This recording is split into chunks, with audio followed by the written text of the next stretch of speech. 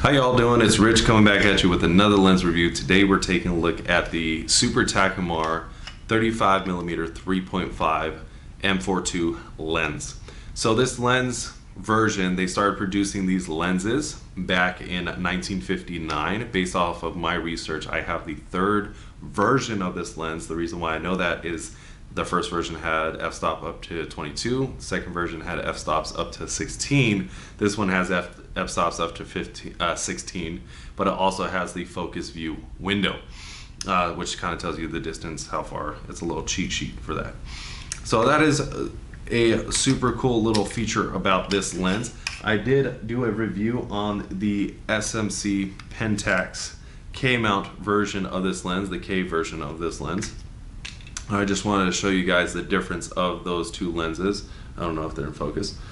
These two lenses, as you can see, one is much wider than the other and quite heavier than the other. So all the photos you see and my review was done on the A7R2 using an adapter. This is the adapter for the M42 lens. And that's how big it looks, and that was on the Sony A7R2. Today I am shooting on the Sony A7R2 as well. I am using the SMC Pentax F35 to 80 lens. F-stop is 4 to 5.6. This is a full frame lens that works perfectly fine without any vignetting. So if you guys like the way the video looks off of this lens, I highly suggest you take a look at my video. It is one of my favorite lenses. It's a completely underrated lens, so I highly suggest that you guys take a look at that video. All right, before we get into it, I just want to thank God for the ability to take these amazing photos. If it wasn't for Him, we wouldn't be able to take the amazing photos that we take because He created everything. So thank God for that.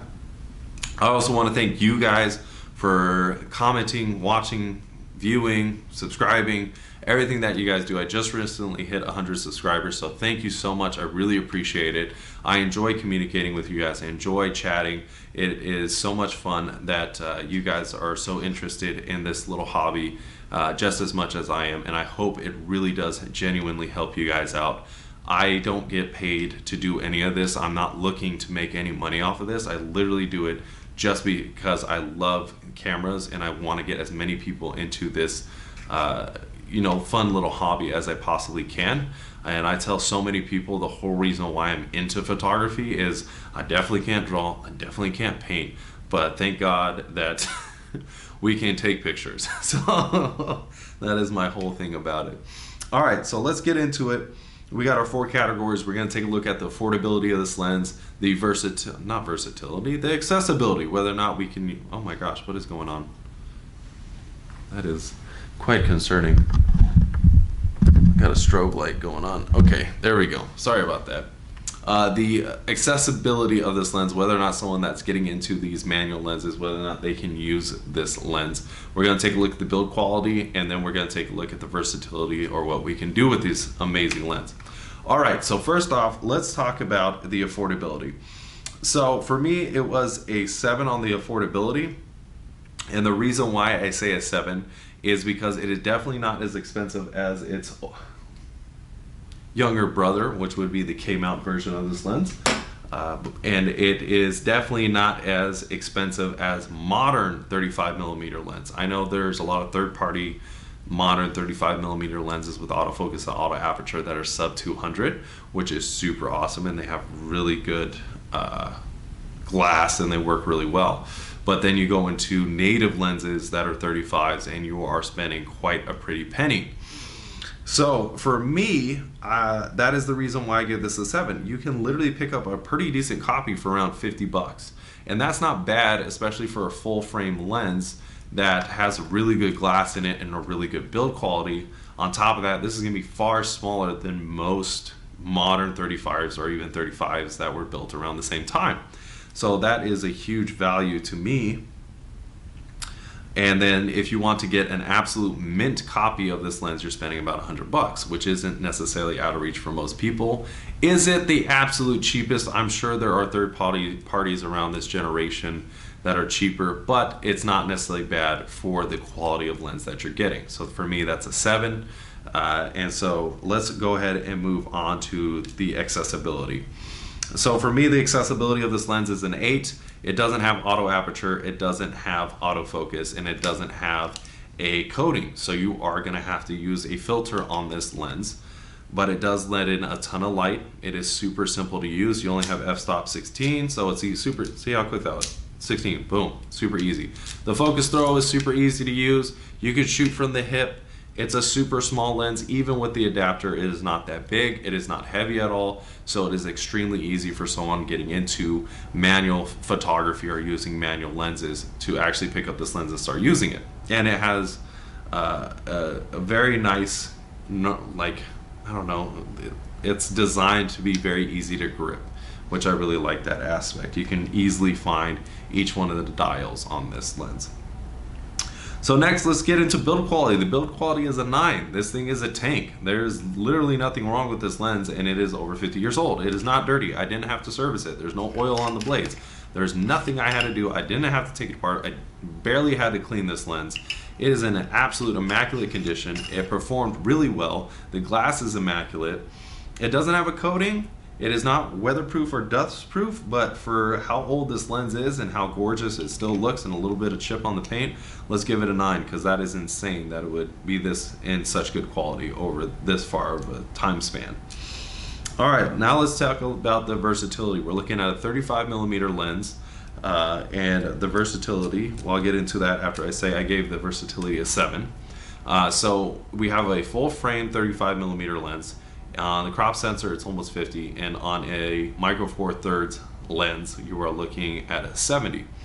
So with that being said, on full frame, I think this is going to be a really good lens for landscapes, really good for street photography, architecture, real estate. It might do okay. You probably have to do a speed booster. Real estate is like all on its own. Macro photography, it's adequate. For portraits, it'll do a great job for more artistic portraits. I wouldn't use this as an actual portrait lens. Going into ASPC, I think this is where this focal length shines, because it's a 50mm at that pretty much at that point. So it is super small. It'll do great on ASPC, crop sensor lenses.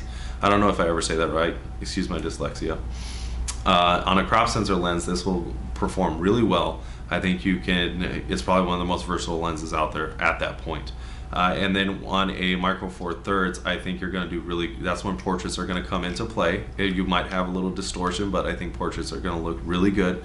You're going to do a little bit better on macro photography, and you might do some, landscape photography, but I think at that point you're kind of dipping into wildlife realm, which it won't do that great. I think you're kind of limited when it comes to that, but it'll do fantastic at street photography, doing more portrait type things.